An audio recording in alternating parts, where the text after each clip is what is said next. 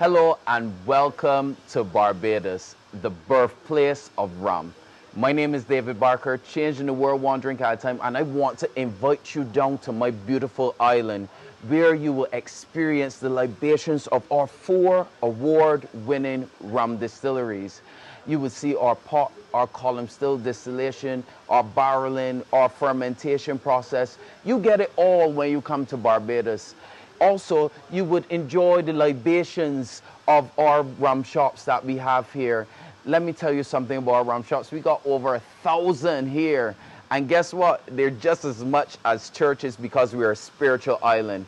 Imagine this, all spirits come together at some point in time. As you travel through, you will see the ins and outs of Barbados. You will see from the top to the bottom of the island throughout your journey with this tour.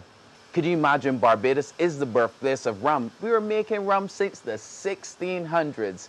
Even the pirates drank rum.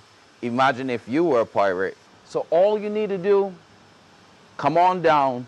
Let's have some fun in the sun.